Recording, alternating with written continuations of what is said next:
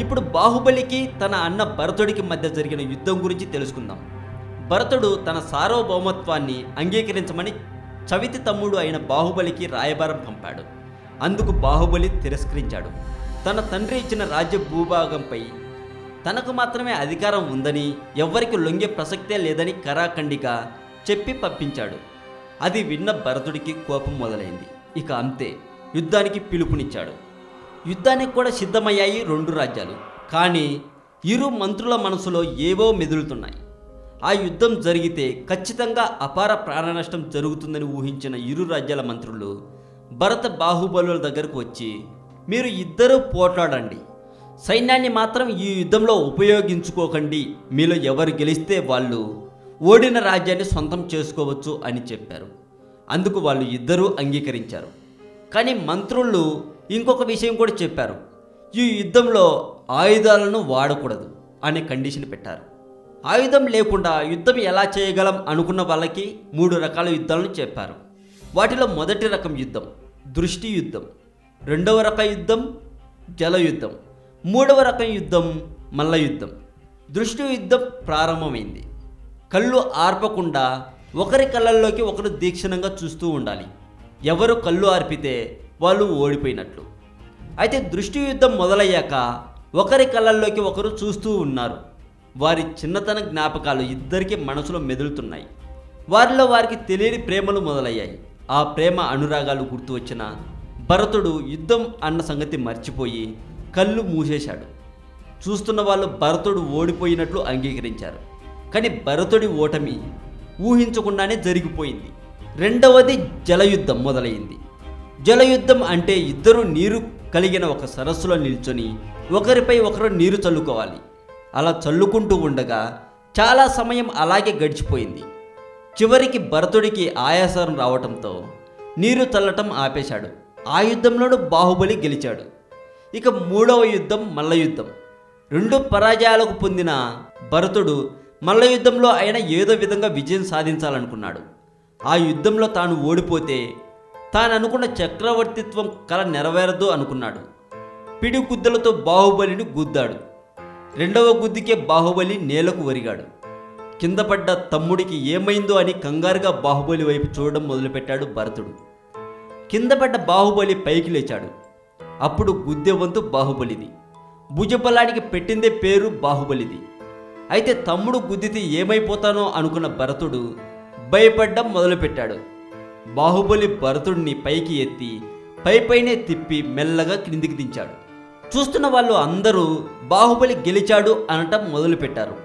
ఇక తాను ఓడిపోయాను అనే మాట భరించలేక యుద్ధ నియమాన్ని పక్కన పెట్టి తన వద్ద ఉన్న చక్రరత్నాన్ని బాహుబలిపై ప్రయోగించాడు భరతుడు. కానీ అది బాహుబలి ప్రేమ అహింసల దాటికి తట్టుకోలేక వెనుతిరిగింది అని జైన గ్రంథాలు చెబుతాయి. చక్రయుద్ధం విఫలం అవటానికి ప్రధాన కారణం బాహుబలుడు భరతుడి తమ్ముడు కావటమే. బంధుజనంపై చక్రం పనిచేయకూడదు అనే ఆంక్ష ఉండటం వల్ల అది నిష్ఫలం అయిపోయింది. కానీ అప్పుడే బాహుబలిలో అసలు కోపం మొదలైంది. తన అన్నను గుద్దటానికి పిడికిలి బిగించి పైకి లేపాడు. కానీ బాహుబలి మనసులో ఏవో ఆలోచనలు. తన తండ్రి రాజ్యాన్నే తెగించి వెళ్ళాడే అనే ఆలోచన. ఇంకొక పక్క రాజ్యం కోసం నా అన్ననే చంపడానికి సిద్ధం అయ్యానా అనే ఆలోచన. మనసులో ఏవో ఆలోచనలు. ఇక అంతే, తనను క్షమించమని తన అన్నని అడిగి తన రాజ్యాన్ని కూడా తన అన్నకు అప్పగించాడు బాహుబలి. కానీ భరతుడు అందుకు అంగీకరించలేదు. నాది కూడా తప్పే అంటూ భరతుడు కూడా ఏడవడం మొదలుపెట్టాడు. బాహుబలి తన రాజ్యాన్ని అన్నకు అప్పగించి అప్పటికప్పుడు అందరూ చూస్తూ ఉండగానే దీక్ష తీసుకోవడానికి సిద్ధమయ్యాడు. జైనులు దీక్ష తీసుకోవడానికి గుర్తుగా తల మీద గడ్డం మీద ఉన్న వెంట్రుకలను చేతితో పీకి తొలగించుకుంటారు. వెంట్రుకలు పీకేటప్పుడు కలిగే బాధను భరిస్తూ కార్యక్రమాన్ని ముగిస్తారు. బాహుబలి కూడా తన జుట్టును తానే పీక్కొని సన్యాస దీక్షను తీసుకున్నట్లుగా ప్రకటించారు. ఆ తర్వాత తండ్రి దగ్గరకు వెళ్ళి తన శిష్యునిగా జ్ఞానోదయాన్ని పొందాలని భావించాడు బాహుబలి. కానీ అక్కడ తనకన్నా ముందు దీక్ష తీసుకుని ఉన్న తన తమ్ముళ్ళు ఉన్నారు. దీక్ష తీసుకున్నాక వయసుతో నిమిత్తం లేకుండా అందరూ పూజనీయులే అవుతారు. కాబట్టి అక్కడికి వెళితే తండ్రితో పాటు తనకంటే వయసులో చిన్నవాళ్ళు అయిన తన తమ్ముళ్ళకి కూడా వంగి నమస్కరించవలసి వస్తుందని గర్వంతో ఆలోచించిన బాహుబలి తండ్రి దగ్గరకు వెళ్లకుండా తాను నిల్చున్న చోటే ధ్యానం చేయడం ప్రారంభించాడు. నిల్చున్న చోటే దీక్ష చేస్తున్న బాహుబలి చుట్టూ చెట్లు మొలిచాయి. చెట్టు తీగలు అతని దేహం చుట్టూ చుట్టుకున్నాయి. పుట్టలు పెరిగాయి. కానీ అతనికి సంవత్సరం గడిచినా జ్ఞానోదయం మాత్రం అవ్వలేదు.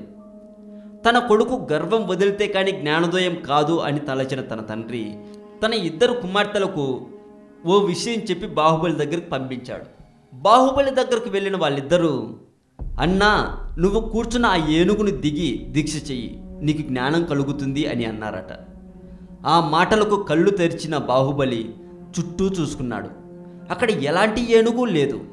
ఆ తర్వాత మెల్లగా అతనికి అర్థమయ్యింది, తను గర్వం అనే ఏనుగుపై ఉన్నాడని. ఇక గర్వాన్ని వదిలి ధ్యానం చేయడం మొదలుపెట్టాడు బాహుబలి. అప్పుడు తనకి పూర్తి జ్ఞానోదయం జరిగింది అని చరిత్ర చెబుతుంది. ఇవ్వండి నేను రీసెర్చ్ చేసిన దాని ప్రకారం బాహుబలి గురించి తెలుసుకున్న విషయాలు. ఇలాంటి మరింత సమాచారం తెలుసుకోవడం కోసం తెలుగు మోజోని సబ్స్క్రైబ్ చేయడం మాత్రం మర్చిపోకండి. అలాగే ఈ వీడియో మీకు నచ్చినట్లయితే లైక్ చేయండి, షేర్ చేయండి. ఈ వీడియో మీద మీ కామెంట్ కూడా పోస్ట్ చేయవచ్చు. మీరు పెట్టే ప్రతి కామెంట్కు నేను తప్పక రిప్లై ఇస్తాను. నెక్స్ట్ పబ్లిష్ చేసే వీడియోలో ఏ టాపిక్ గురించి చెప్పాలో మీరు కామెంట్ రూపంలో చెప్పండి. అలాగే సినిమా న్యూస్ కోసం మా ఇంకొక ఛానల్ టాలీవుడ్ సెంట్రల్ ఛానల్ని కూడా సబ్స్క్రైబ్ చేయండి. డిగ్రీ అయిపోయాక ఐన్స్టీన్కు ఉద్యోగం వెతికి పెట్టాలని తన తండ్రి హెర్మన్ చాలా ప్రయత్నించాడు. తన మీద తనకే నమ్మకం లేని ఐన్స్టీన్ కూడా ఇన్సూరెన్స్ ఏజెంట్ లాంటి మామూలు ఉద్యోగం చాలు అనుకున్నాడు.